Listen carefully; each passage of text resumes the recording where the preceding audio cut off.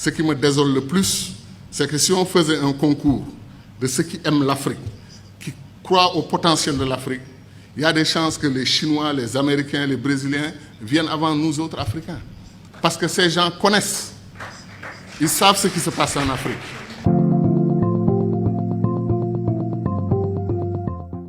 Ce qui se passe en République démocratique du Congo est un scandale permanent. Des pays africains entrent en République démocratique du Congo, prennent les ressources dont ils ont besoin et repartent. Quand les Belges ou les Français ou les Américains ou les Chinois le font, nous crions. Mais quand des Africains le font, on appelle à des négociations, etc., etc. Il y a des injustices que des Africains commettent sur d'autres Africains. Qu'est-ce qui nous empêche de faire les ponts sur le fleuve Rosso entre le Sénégal et la Mauritanie?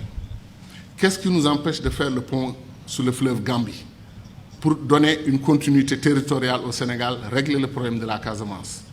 C'est pour dire que les doctrines d'intégration que nous avons choisies, après 50 ans, comme on est c'est le jour de l'anniversaire, on dit notre bonheur pour ce qui a été fait, mais disons aussi notre préoccupation pour ce qui n'a pas été fait. Kourouma, depuis 1958, dit que le barrage de Dinga au Congo peut donner de l'électricité à toute l'Afrique, régler le problème de l'énergie. L'Afrique pourra même exporter de l'énergie. On n'a pas commencé 1 centimètre du barrage de Dinga. On nous dit que le barrage de Swapiti en Guinée peut donner de l'énergie à toute l'Afrique de l'Ouest. Où en est le projet?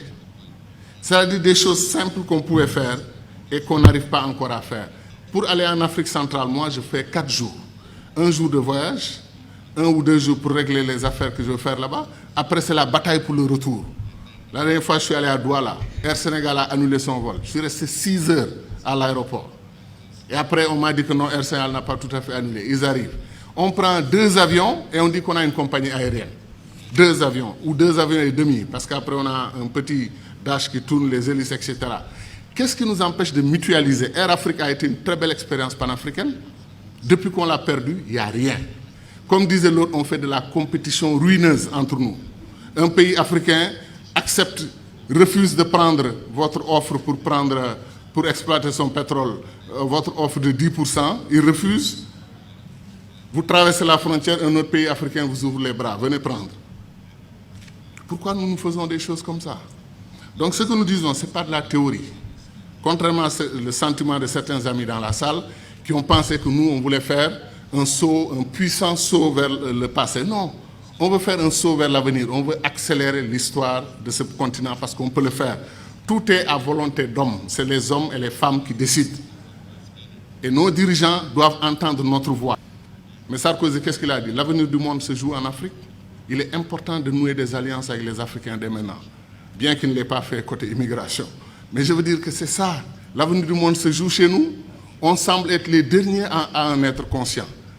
L'or, le diamant, le pétrole, chaque jour que Dieu fait, un pays africain se découvre pays pétrolier.